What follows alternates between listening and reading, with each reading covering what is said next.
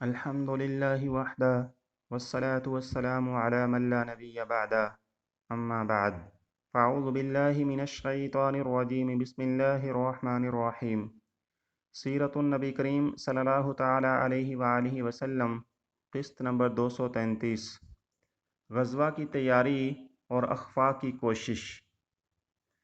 طبرانی کی روایت سے معلوم ہوتا ہے کہ رسول اللہ صلی اللہ تعالی علیہ وآلہ وسلم نے عہد شکنی کی خبر آنے سے 3 روز پہلے ہی حضرت عائشہ رضی اللہ تعالی عنہا کو حکم دیا کہ آپ کا ساز و سامان تیار کر دیں، لیکن کسی کو پتہ نہ چلے۔ اس کے بعد حضرت عائشہ رضی اللہ عنہا کے پاس حضرت ابوبکر صدیق رضی اللہ تعالی عنہ تشریف لائے تو پوچھا، بیٹی یہ کیسی تیاری ہے؟ انہوں نے کہا، واللہ مجھے نہیں معلوم۔ حضرت ابوبکر صدیق رضی اللہ عنہ نے کہا، یہ بنو اصغر یعنی رومیوں سے جنگ کا وقت نہیں، پھر رسول اللہ صلی اللہ علیہ وآلہ وسلم کا ارادہ کدھر کا ہے؟ حضرت عائشہ رضی اللہ تعالی عنہا نے کہا، واللہ مجھے علم نہیں۔ تیسرے روز علی الصباح عمر بن سالم خزائی 40 سواروں کو لے کر پہنچ گیا اور یا ربی انی ناشد محمدہ والے اشعار کہے تو لوگوں کو معلوم ہوا کہ عہد شکنی کی گئی ہے۔ اس کے بعد بدیل آیا، پھر ابو سفیان آیا اور لوگوں کو حالات کا ٹھیک ٹھیک علم ہو گیا۔ اس کے بعد رسول اللہ صلی اللہ تعالی علیہ وآلہ وسلم نے تیاری کا حکم دیتے ہوئے بتلایا کہ مکہ چلنا ہے، اور ساتھ ہی یہ دعا فرمائی کہ اے اللہ جاسوسوں اور خبروں کو قریش تک پہنچنے سے روک اور پکڑ لے تاکہ ہم ان کے علاقے میں ان کے سر پر ایک دم جا پہنچیں۔ پھر کمال اخفاء اور رازداری کی غرض سے رسول اللہ صلی اللہ تعالی علیہ وآلہ وسلم نے شروع ماہ رمضان 8 ہجری میں حضرت ابو قتادہ بن ربیع رضی اللہ عنہ کی قیادت میں 8 آدمیوں کا ایک سریہ بطن اعظم کی طرف روانہ فرمایا۔ یہ مقام ذی خشب اور ذی المروہ کے درمیان مدینہ سے 36 میل کے فاصلے پر واقع ہے۔ مقصد یہ تھا کہ سمجھنے والا سمجھے کہ آپ اسی علاقے کا رخ کریں گے اور یہی خبریں ادھر ادھر پھیلیں۔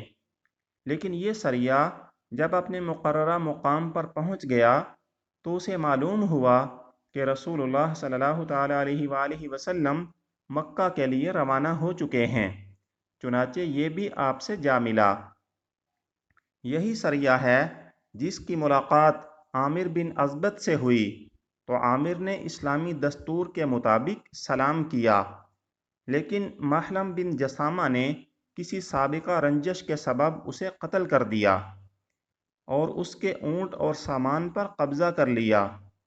اس پر یہ آیت نازل ہوئی، وَلَا تَقُولُوا لِمَنْ أَلْقَى إِلَيْكُمُ السَّلَامَ لَسْتَ مُؤْمِنًا، یعنی جو تم سے سلام کرے اسے یہ نہ کہو کہ تو مومن نہیں۔ اس کے بعد صحابہ کرام رضی اللہ تعالی عنہم اجمعین محلم کو رسول اللہ صلی اللہ علیہ وآلہ وسلم کے پاس لے آئے کہ آپ اس کے لیے دعائے مغفرت کر دیں، لیکن جب محلم آپ کے سامنے حاضر ہوا تو آپ نے 3 بار فرمایا، اے اللہ محلم کو نہ بخش۔ اس کے بعد محلم اپنے کپڑے کے دامن سے آنسو پوچھتا ہوا اٹھا۔ ابن اسحاق رحمہ اللہ کا بیان ہے کہ اس کی قوم کے لوگ کہتے ہیں کہ بعد میں اس کے لیے رسول اللہ صلی اللہ تعالی علیہ وآلہ وسلم نے مغفرت کی دعا کر دی تھی۔ ادھر حاطب بن ابی بلتہ رضی اللہ عنہ نے قریش کو ایک رکا لکھ کر یہ اطلاع دے بھیجی کہ رسول اللہ صلی اللہ علیہ وآلہ وسلم حملہ کرنے والے ہیں۔ انہوں نے یہ رقعہ ایک عورت کو دیا تھا اور اسے قریش تک پہنچانے پر معاوضہ رکھا تھا۔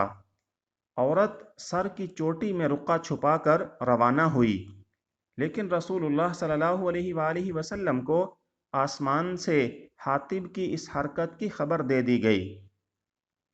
چنانچہ آپ نے حضرت علی، حضرت مقداد، حضرت زبیر اور حضرت ابو مرثد غنوی رضوان اللہ علیہم اجمعین کو یہ کہہ کر بھیجا کہ جاؤ روضہ خاک پہنچو، وہاں ایک ہودج نشین عورت ملے گی جس کے پاس قریش کے نام ایک رکا ہوگا۔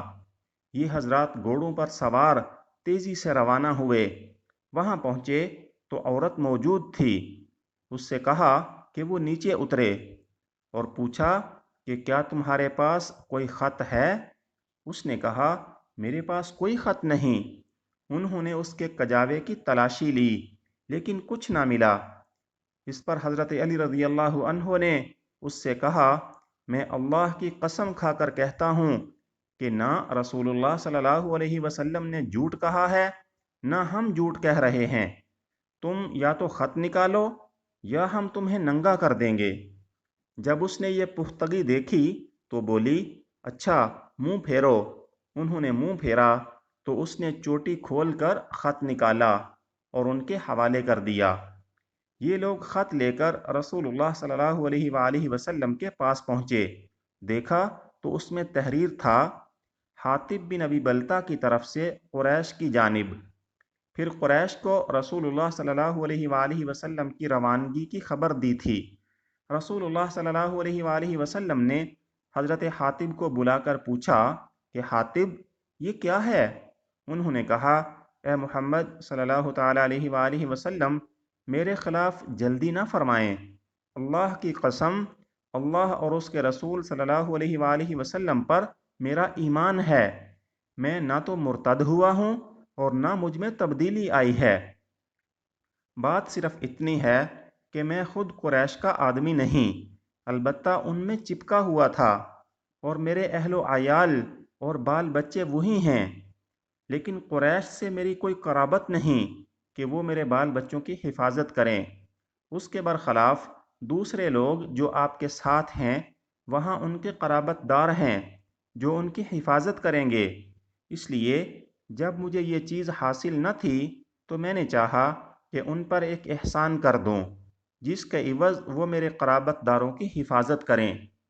اس پر حضرت عمر بن خطاب رضی اللہ عنہ نے کہا اے اللہ کے رسول صلی اللہ علیہ وآلہ وسلم مجھے چھوڑیے، میں اس کی گردن مار دوں، کیونکہ اس نے اللہ اور اس کے رسول کے ساتھ خیانت کی ہے اور یہ منافق ہو گیا ہے۔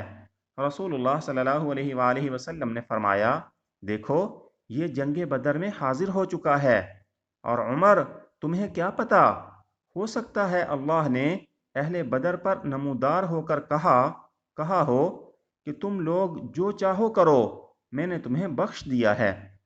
یہ سن کر حضرت عمر رضی اللہ تعالی عنہ کی آنکھیں اشک بار ہو گئیں اور انہوں نے کہا اللہ اور اس کے رسول صلی اللہ علیہ وآلہ وسلم بہتر جانتے ہیں۔ وصلی اللہ تعالی علی النبی الامی الکریم وعلی آلہ واصحابہ اجمعین۔